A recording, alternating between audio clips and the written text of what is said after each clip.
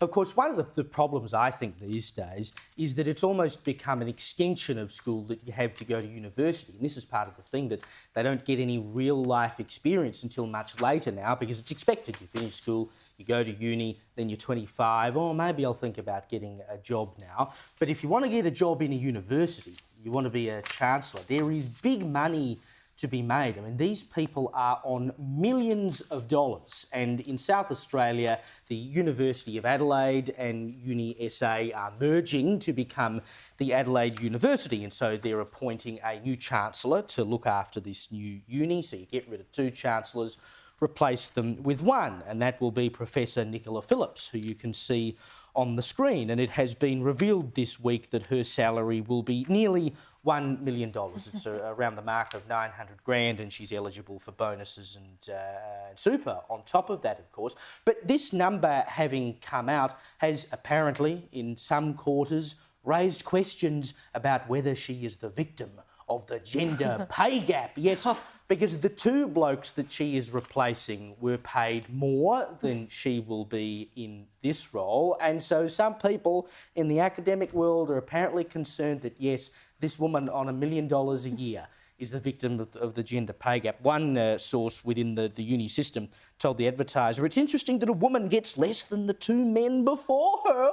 Oh, my God, it must be because she's a woman." And Rob Sims, he's an upper house member for the Greens in South Australia. He said, "I hope that this new salary isn't just another example of the gender pay gap, but rather a shift away from some of the obscene salaries we've seen in the past." Now, I think he's got a point about the obscene salaries, but, like, gender pay gap, how does that even come into it? Who looks at a woman who's clearly done very well for herself, excelled in academic life, is now going to run a brand new university on $1 million a year and go, oh, gender pay gap? Yeah, she is such a victim. But doesn't this just epitomise everything that is wrong with the elite left, specifically in academia? They are so out of touch with the rest of the world. But this is a broader problem. I don't think there's a gender pay gap in tertiary education. I think there's a competence gap, a gap between what they're paid and what they actually deliver on. If this were the private sector,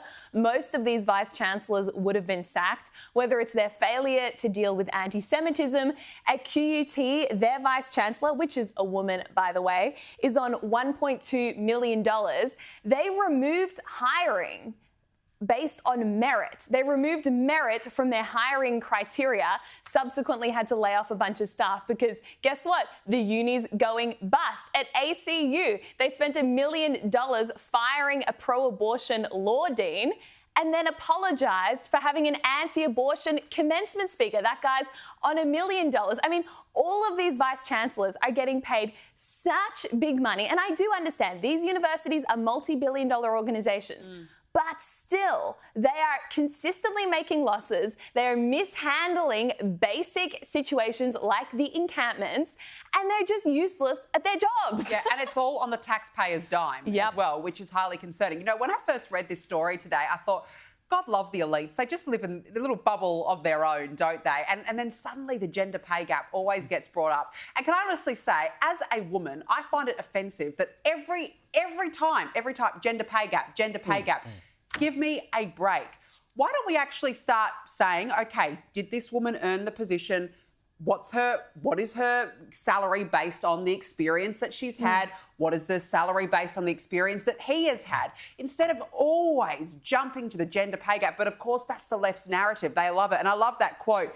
It's interesting that a woman gets less than the 2 men before her. I mean, whoa, controversial. But look, overall, I think it's deeper than just gender pay gap. I'm not sure why any university boss should be paid $1 million of taxpayers' money. I mean, there's a cost of living crisis out there, and don't get me wrong, I understand they have a very tough job, but there's always money in the coffers, isn't there, to pay these bureaucrats even more and more money, and that is what bothers me the most. And you genuinely have to question, what value are our universities providing to Australia? Basically, they're just expensive visas for international students at this point.